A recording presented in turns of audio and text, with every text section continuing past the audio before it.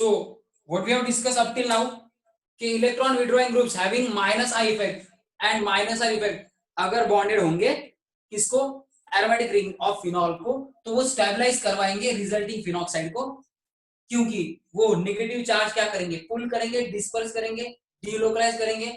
इन groups के कारण negative charge of oxygen of phenoxide लेने के लिए बहुत ज्यादा एटम्स अवेलेबल होंगे, रेजोनेटिंग स्ट्रक्चर ज्यादा बनेंगे, तो उसके कारण नेगेटिव चार्ज डिस्पर्स होगा, फिनॉक्साइड स्टेबलाइज होगा। इसी के कारण rate of dissociation of phenol into phenoxide बढ़ेगा, rate of dissociation of phenol into phenoxide बढ़ेगा। तो जब rate of dissociation of phenol into phenoxide बढ़ेगा, phenol while dissociating into phenoxide readily, फटाफट डिसोसिएट होते वक्त H+ ज्यादा रेडिली डिसोसिएट होंगे, ज्यादा H+ देगा फिनॉल एंड एसिडिटी बढ़ेगी। So moral of the story क्या है, विड्रॉइंग ग्रुप्स अगर बॉन्डेड हो माइनस आई इफेक्ट वाले या माइनस आई इफेक्ट वाले या दोनों एक साथ, तो वो क्या करते हैं, एसिडिटी बढ़ाते हैं फिनॉल की by stabilising the phenoxide ion, by stabilising the phenoxide ion that is conjugate base, by stabilising the phenoxide ion that is conjugate base. So ये इलेक्ट्रॉन विड्रॉइंग ग्रुप का रोल क्या है एसिडिटी बढ़ाने में, कैसे वो एसिडिटी बढ़ाते हैं, you have got this now. So समझ में आ गया सबको, हैव यू गॉट दिस, फटाफट कमेंट करो, यस नो कहो and we can proceed further, आगे जाएंगे, फिर एग्जांपल लेंगे, आगे जाएंगे, फटाफट बोलो, have you understood this, yes ठीक है। तो अब ये रब कर देता हूं, आगे का क्वेश्चन मेरा ये है कि हम लोगों ने तो देखा स्टेबिलिटी फिनॉक्साइड की बाय रेजोनेंस कैसे बढ़ती है, रेजोनेंस के कारण डीलोकलाइजेशन होता है नेगेटिव चार्ज ऑफ ऑक्सीजन का, उसके कारण क्या नेगेटिव चार्ज डिक्रीज हो जाता है ऑक्सीजन का, एंड नेगेटिव चार्ज अगर डिक्रीज होगा या डीलोकलाइज होगा तो माइनस आई इफेक्ट वाले ग्रुप के कारण अगर नेगेटिव चार्ज कम हो रहा है तो एसिडिटी बढ़ेगी। लेकिन वो इलेक्ट्रॉन विड्रॉइंग ग्रुप फिनॉल के एरोमेटिक रिंग के किस पोजीशन पे होने चाहिए, where those electron withdrawing groups have more minus R और माइनस आई इफेक्ट। तो आगे का क्वेश्चन ये है,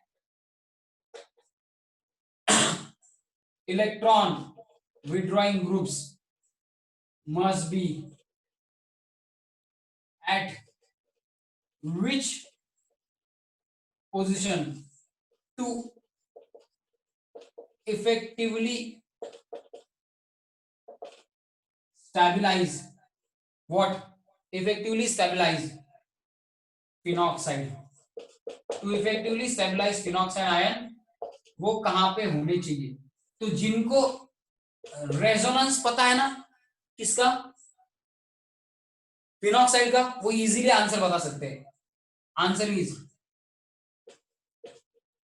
रेजोनेंस और delocalization of electron in phenoxide.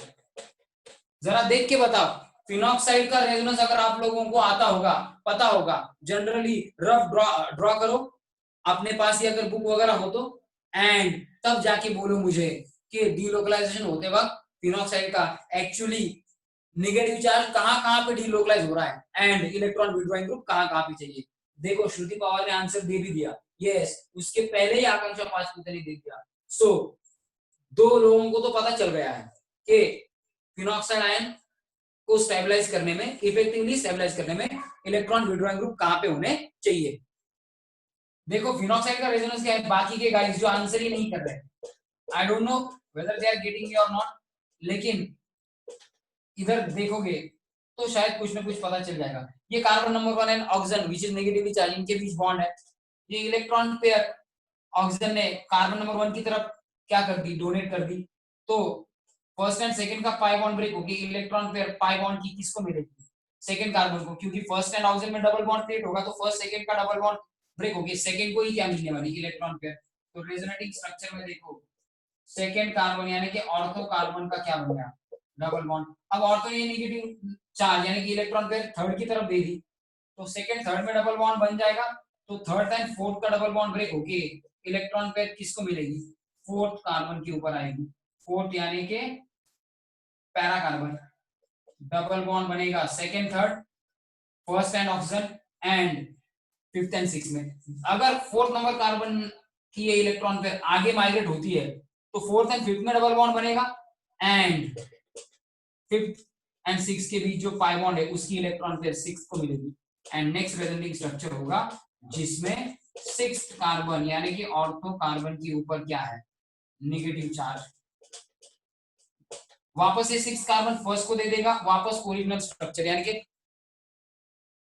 Outer oxygen जो रिंग के आगे है उस पे अपने अपनी लोन पर आ जाएगी। लेकिन ये जो बीच के second third and fourth resonating structure है इनको जरा ध्यान से देखो। इनको देख के क्या पता चला है जैसे उन दोनों ने आंसर किया अंकिता एंड श्रुति ने कि नेगेटिव चार्ज कहां पे आ रहा है ऑर्थो एंड पैरा कार्बन यानी कि second six number carbon are ortho and fourth number carbon is para carbon. तो कहां पे आ रहा है नेगेटिव चार्ज फोर्थ कार्बन यानी कि पैरा सेकंड ऑर्थो सिक्स्थ यानी कि ऑर्थो इन कार्बन्स के ऊपर क्या आ रहा है नेगेटिव चार्ज आ रहा है।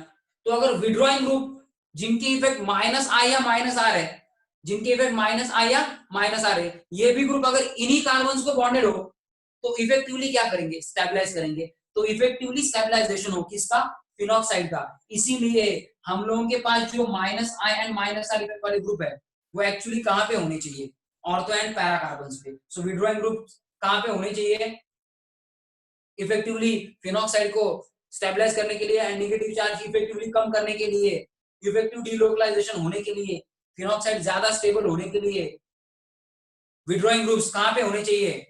दोनों ने अभी आंसर दिया है अभी तो बाकियों को समझ में आना चाहिए यार। समझ में आ गया बाकियों को Nikita Gade Sadhana Pallavi are you getting me.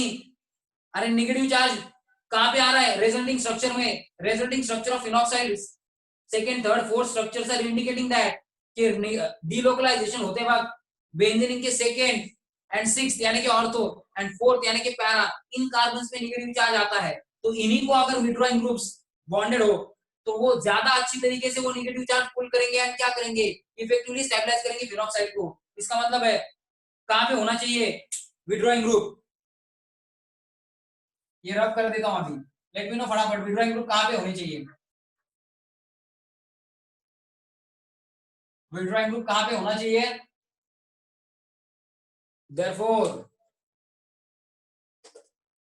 therefore electron withdrawing groups must be at ortho मतलब C2 and C6 and para C4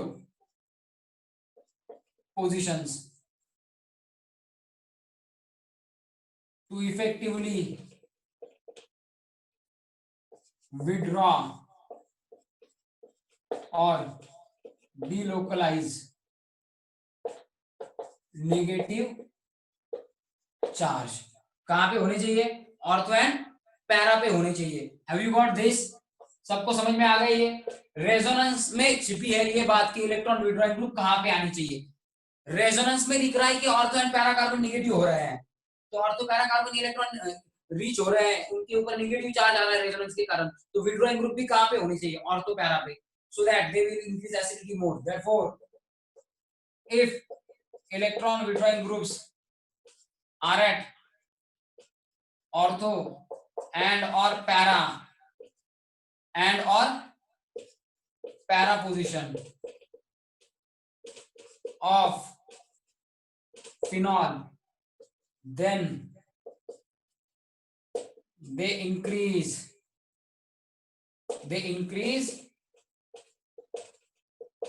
acidity to great extent ज्यादा बढ़ाएंगे।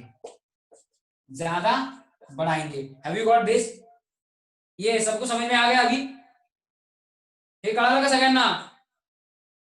आई एम आस्किंग यू गाइस फटाफट बोलो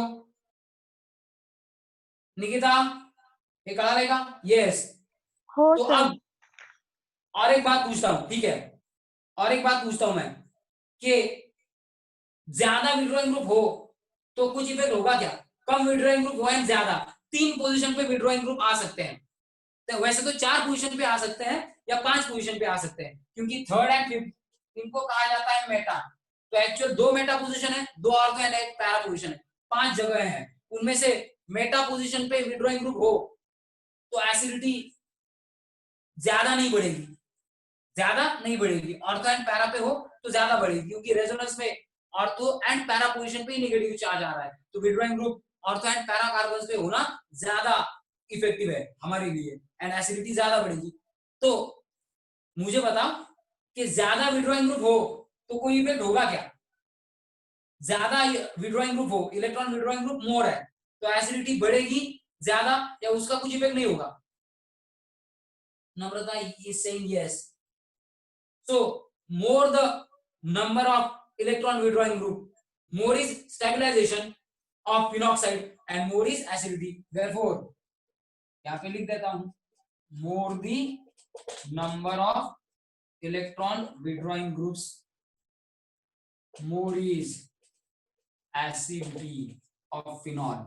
ये फिनॉल के बारे में हम लोग डिस्कस कर रहे हैं। तो ये दो चीजें होगी हम लोगों की होगी, विड्रॉइंग ग्रुप कहां पे होने चाहिए एंड इलेक्ट्रॉन विड्रॉइंग ग्रुप ज्यादा हो तो एसिडिटी बढ़ेगी कि नहीं बढ़ेगी? बढ़ेगी, ये हम लोगों ने देखा है। इलेक्ट्रॉन विड्रॉइंग ग्रुप ज्यादा, स्टेबलाइजेशन ज्यादा, एसिडिटी मोर। ठीक है, तो ये जो सब मैंने लिखा है इसका स्क्रीनशॉट कर लो, फटाक से इसका स्क्रीनशॉट कर लो। हो गया? हो गया क्या?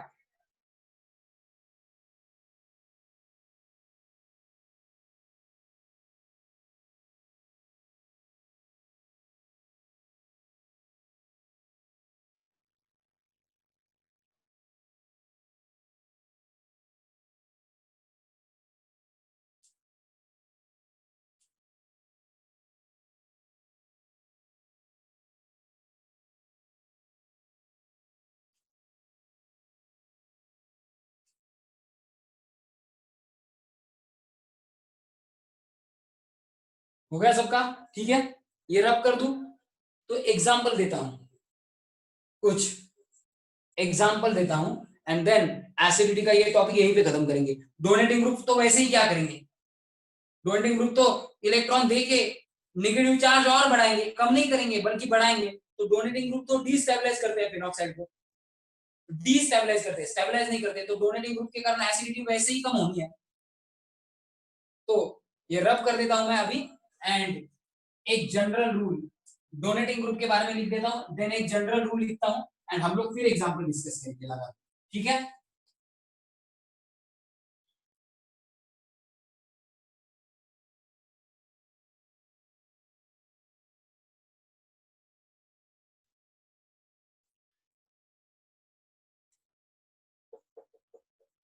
Electron donating group if bonded to aromatic ring। अब ठीक है, एक काम करते हैं, ये इलेक्ट्रॉन विड्रॉइंग नहीं, इलेक्ट्रॉन डोनेटिंग नहीं, विड्रॉइंग का ही एक एग्जांपल लिख के देता हूं तब पता चलेगा। ठीक है, इलेक्ट्रॉन विड्रॉइंग ग्रुप का इफेक्ट, कंसीडर दिस, फटाफट कंसीडर करो। ये मेरा फिनॉल है, फिनॉल, ठीक है, फिनॉक्साइड ही लेते हैं, NO2 ग्रुप है यहाँ पे, ऑर्थो पोजीशन भी ले लेते हैं। होगा क्या?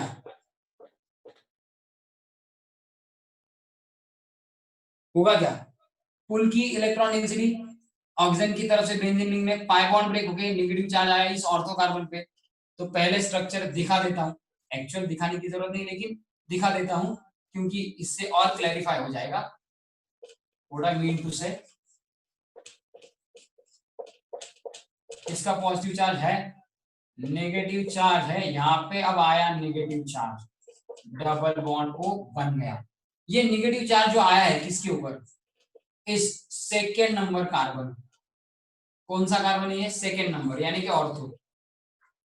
अब सेकेंड नंबर कार्बन पे जो नेगेटिव चार्ज आया है बॉन्ड का, वो विड्रॉ करने के लिए नाइट्रोजन बैठा ही है, तो सेकेंड कार्बन अब डबल बॉन्ड इसके साथ बनाएगा, आगे का पाई बॉन्ड ब्रेक होके स्ट्रक्चर होगा नेक्स्ट, स्ट्रक्चर होगा next double bond N O minus यहाँ पे भी O माइनस ही है, डबल बॉन्ड O। अब जाके या तो ये ऑक्सीजन या ये ऑक्सीजन, दोनों नेगेटिव ऑक्सीजन है, ये वापस नेगेटिव चार्ज यानी कि एक इलेक्ट्रॉन पर नाइट्रोजन को देके डबल बॉन्ड बनवाएंगे। आगे का पाई बॉन्ड जो सेकेंड कार्बन एंड नाइट्रोजन के बीच बना था, वो पाई बॉन्ड की इलेक्ट्रॉन पेयर सेकेंड कार्बन को मिलेगी, वो थर्ड को दे देगा, यानी कि ये पाई बॉन्ड ब्रेक होके कार्बन नाइट्रोजन का सेकेंड थर्ड में पाई बॉन्ड बनेगा, आगे इलेक्ट्रॉन पेयर वापस फोर्थ पे आएगी। तो next resonating structure will be like this, ortho पे और सॉरी पैरा पे आ गया, फोर्थ नंबर कार्बन यानी कि पैरा पे आ गया, डबल बॉन्ड इधर बन गया, इधर सिंगल रह गया। मैंने इस ऑप्शन का दिखाया तो यहाँ पे डबल बॉन्ड लिखूंगा, आप चाहे तो इसी का डबल बॉन्ड वापस क्रिएट कर सकते हो, इट डजंट मैटर, दोनों ऑप्शन है। Double bond O, fourth carbon ने आगे दे दिया, फोर्थ फिफ्थ कार्बन में डबल बॉन्ड बना, तो फिफ्थ सिक्स ब्रेक होके, ठीक है, फिफ्थ सिक्स ब्रेक होके इलेक्ट्रॉन फिर किसके पास आ गई, इलेक्ट्रॉन फिर किसके पास आ गई, सिक्स कार्बन के पास। तो नेक्स्ट स्ट्रक्चर होगा लाइक दिस,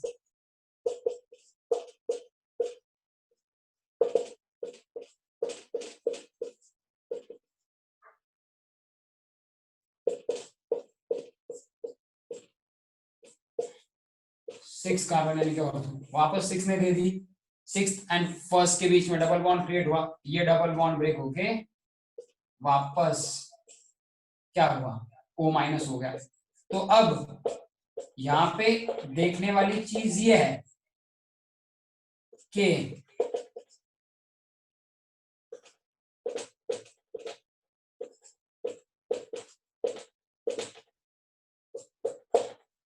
कितने रेजोनेटिंग स्ट्रक्चर बने, मैं और एक भी निकाल सकता हूं, लेकिन कितने रेजोनेटिंग स्ट्रक्चर बने, can you tell me how many resonating structures we have got, how many resonating structures we have got. जो बनने चाहिए थे 3 या 4, 4 बनने चाहिए थे, जो उसकी जगह पे कितने बने, 6 रेजोनेटिंग स्ट्रक्चर बने।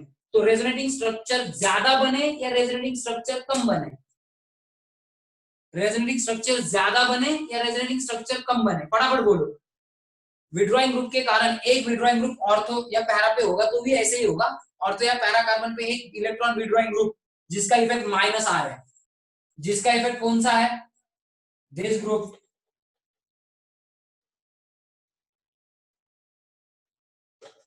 इसका इफेक्ट कौन सा है, माइनस आर इफेक्ट है। तो ये माइनस आर इफेक्ट वाला ग्रुप इसके कॉन्जुगेशन में होने के कारण ज्यादा रेजोनेटिंग स्ट्रक्चर बने या कम, I am asking you guys, फटाफट बोलो, रेजोनेटिंग स्ट्रक्चर ज्यादा बने कि कम बने, निकिता, नम्रता, अरे आंसर करो फटाफट। ज्यादा बन गए, ज्यादा बन गए, करेक्ट।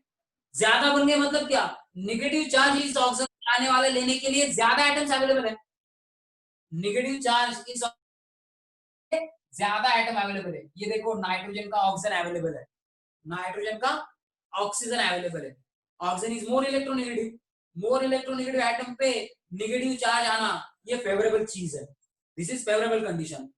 कार्बन की जगह पे नेगेटिव चार्ज लेने के लिए अगर मोर इलेक्ट्रोनेगेटिव ऑक्सीजन जैसा आइटम है तो वो मोर फेवरेबल है, क्योंकि नेगेटिव चार्ज मोर इफेक्टिवली कौन कैरी कर सकता है, इलेक्ट्रोनेगेटिव आइटम, करेक्ट। तो more electronegative item oxygen available है and number of resonating structure भी बढ़े, यानी कि जितना ज्यादा डीलोकलाइजेशन, जितने ज्यादा रेजोनेटिंग स्ट्रक्चर्स, उतनी ज्यादा फिनॉक्साइड की स्टेबिलिटी। तो NO2 ग्रुप क्या कर रहा है, ऑक्सीजन अवेलेबल करवा रहा है अपना, ऑक्सीजन अवेलेबल करके negative charge of this phenoxide लेके इस फिनॉक्साइड को ज्यादा स्टेबलाइज कर रहा है। So therefore more the number of resonating structures as dash NO2 group having minus R effect is in conjugation with phenol या फिनॉक्साइड, फिनॉक्साइड के कॉन्जुगेशन में है, यानी कि फिनॉक्साइड रिंग के फिनॉक्साइड के बेंजीन रिंग के डबल बॉन्ड के बाद सिंगल बॉन्ड, फिर नाइट्रोजन है।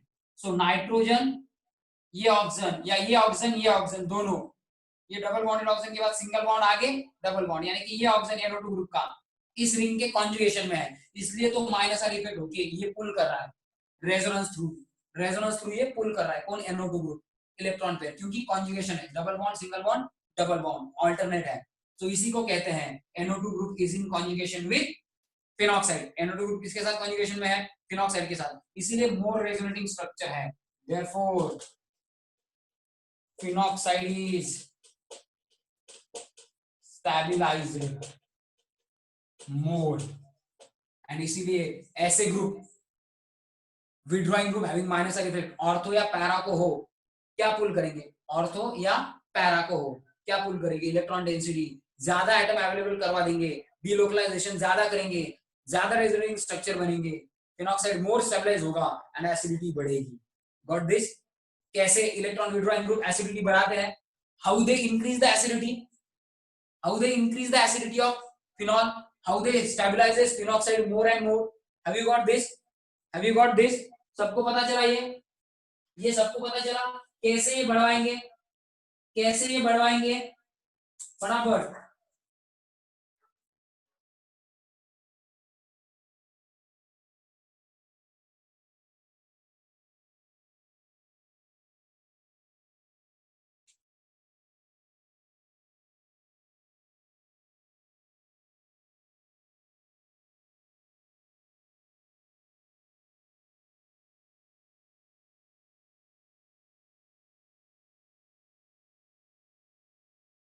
ठीक है, हैव यू गॉट दिस? तो अब एक एग्जांपल देता हूं, इसका स्क्रीनशॉट कर लो, एक एग्जांपल देता हूं, आपको कंपेयर करना है, आपको अरेंज करना है, या आपको बताना है मोस्ट एसिडिक कौन है एंड लीस्ट एसिडिक कौन है।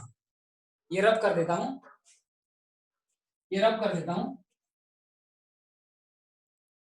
ठीक है, एसिडिटी पूरा के पूरा कवर ही हो जाएगा।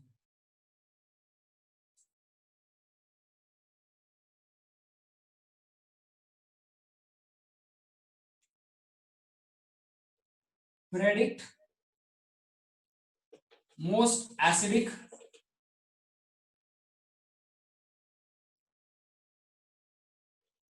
compound and arrange them in decreasing order, arrange them in decreasing order of acidity। Random लिख रहा हूं मैं, अब मैं फिनॉक्साइड नहीं दूंगा, फिनॉक्साइड को कैसे स्टेबलाइज किया ये बताया था मैंने, दूंगा तो फिनॉल ही दूंगा। ये NO2 ग्रुप कहां पे है देखो, इसमें NO2 ग्रुप कहां पे है देखो, आपको थोड़ा अपना दिमाग लगाना है, सिंपल सिंपल चीजें हैं, ज्यादा डिफिकल्ट है नहीं। ये फिनॉल है मेरा, एंड लास्टली जो दूंगा वो कुछ अलग ही होगा। जरा इसका स्ट्रक्चर जानबूझ के देता हूं कि आपको एक चीज आइडेंटिफाई हो सके, जानबूझ के इसका स्ट्रक्चर देता हूं मैं, आप लोगों ने बहुत बार पढ़ा है इसलिए जानबूझ के देता हूं मैं। ये है ऑर्थो नाइट्रोफिनॉल, ये है आपका मेटा नाइट्रो, ये मेटा नाइट्रोफिनॉल है, ये पैरा नाइट्रोफिनॉल है। ये जरा नीचे लिखूं, ठीक है, जरा नीचे लिखता हूं, बाद में सिर्फ नाम लिखे तो भी चलेगा। ये थोड़ा नीचे लिखा मैंने,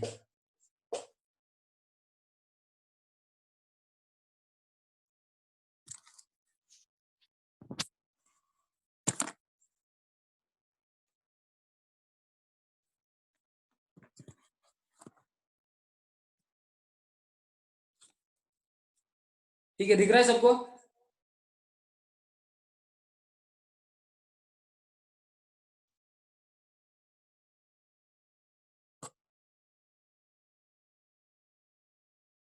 गाइस दिख रहा है सबको?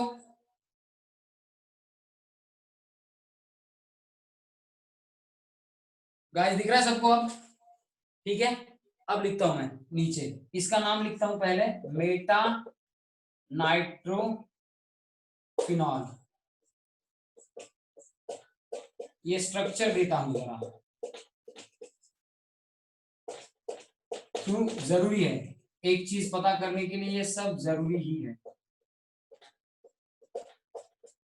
ये है ortho nitro, this is ortho nitro phenol, and this is para nitro phenol, and this is the only phenol. इसमें कोई सब्स्टिट्यूट है नहीं, इनको आपको एडजस्ट करना है एसिडिटी के ऑर्डर में, तो फटाफट करो। आप लोगों के लिए मैं ज्यादा से ज्यादा 5 मिनट दे सकता हूं, फटाफट बोलो।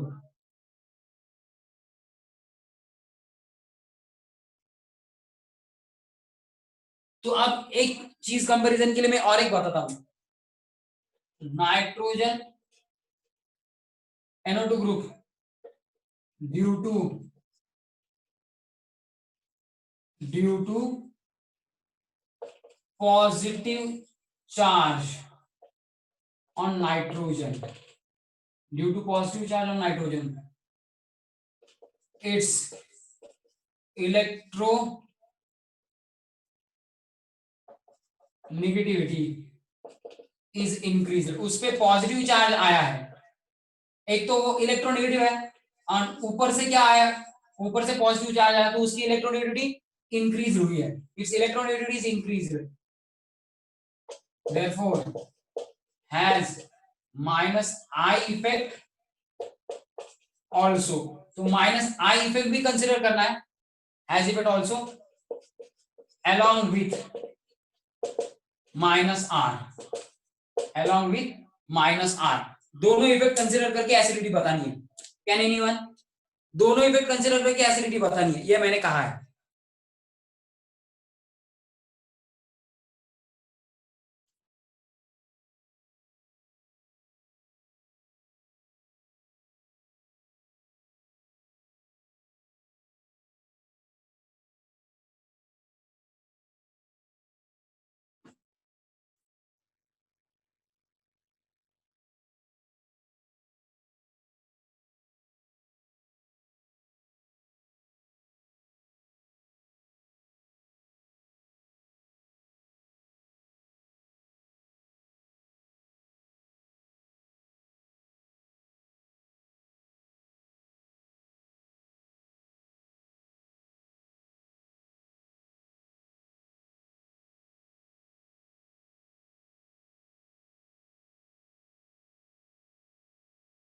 हो गया आंसर।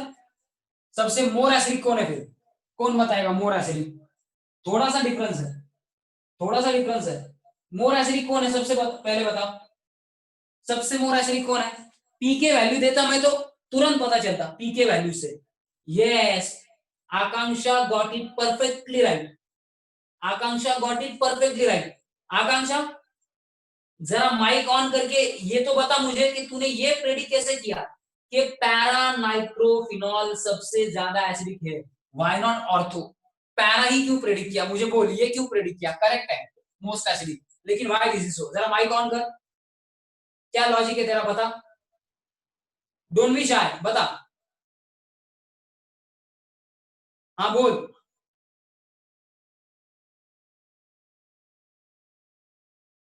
अरे व्हाई लास्ट का कोणी बघत नाहीये, फटाफट सांग चल, let me know why para nitrophenol is more acidic रे।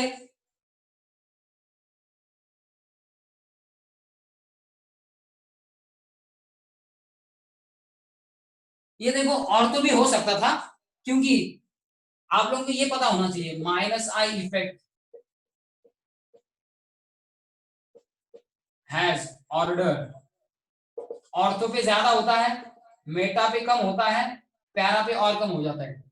क्यों, डिस्टेंस इंक्रीजेस, माइनस आई डिक्रीजेस, डिस्टेंस इंक्रीजेस माइनस आई कम होगा, तो ऑर्थो पे माइनस आई ज्यादा होगा, माइनस आर भी ज्यादा होगा। देयरफॉर यहां पे लिखता हूं, therefore at ortho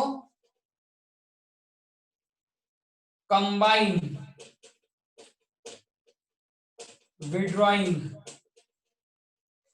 minus I and minus R, दोनों का combination minus I and minus R effect must be more, क्योंकि दोनों है ना पास में है, नाइट्रोजन पॉजिटिवली चार्ज इसके पास में है, तो इसका नेगेटिव चार्ज इस पे, इसके ऊपर आने वाला नेगेटिव चार्ज लेने के लिए plus charge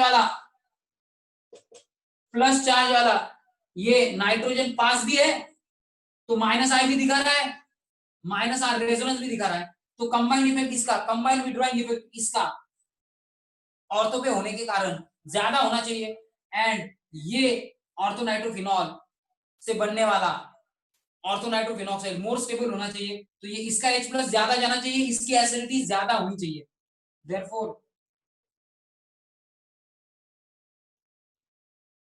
should be more acidic होना चाहिए, लेकिन नहीं है, क्यों नहीं है, रीजन है यहाँ पे दिख रहा है, आपको पता भी है, ऑर्थोनाइट्रोफिनॉल इज स्टीम वोलाटाइल, जब ऑर्थोनाइट्रोफिनॉल एंड पैरानाइट्रोफिनॉल साथ में बनते हैं तो orthonitrophenol can be easily separated, इसका बॉइलिंग पॉइंट कम है, इसका बॉइलिंग पॉइंट ज्यादा है, नाइट्रेशन ऑफ फिनॉल में पड़ा है, तो इसका बॉइलिंग पॉइंट कम होने के कारण ये स्टीम डिस्टिल है, इजीली डिस्टिलेशन होगा, स्टीम डिस्टिलेशन करने के बाद ये बाहर आएगा, पैरानाइट्रोफिनॉल हमारा फ्लास्क में बना रहेगा, तो ये सेपरेट किया जा सकता है ये एंड ये बाय डिस्टिलेशन, क्योंकि इसका बॉइलिंग पॉइंट कम है, वही रीजन यहाँ पे भी एप्लीकेबल है, क्यों, क्योंकि ये हाइड्रोजन जल्दी ज्यादा नहीं है in ortho nitrophenol dissociation of H plus doesn't occur readily, क्यों,